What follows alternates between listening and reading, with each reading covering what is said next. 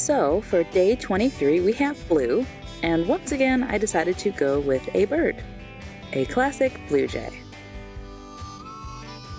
Their faces are actually really similar to cardinals I found in this video, with their little black masks and that fluffy little crest top on part of their heads.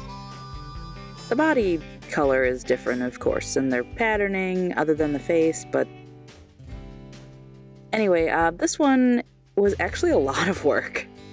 Since I didn't have different shades of blue or any grays or anything, but I wanted to, add a little shading to this picture and not the normal cross hashing that I've been doing, so I tried to be clever, which was very time-consuming and annoying. First, I put down a base of shading in black and blue, again mostly with the brush markers. I really like these brush tips sidebar. And then I tried to go over the areas I wanted to be gray or lighter blue with the white brush. However, I thought that made things a little bit too light. I wouldn't really recommend it.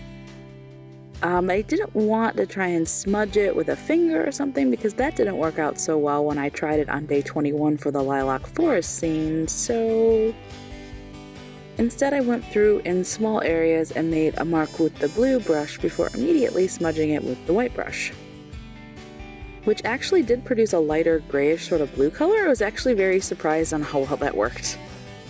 The color it made was very light, far more white than blue, but the fact I was getting any variation in color at all was great. I wasn't arguing with my results at that point.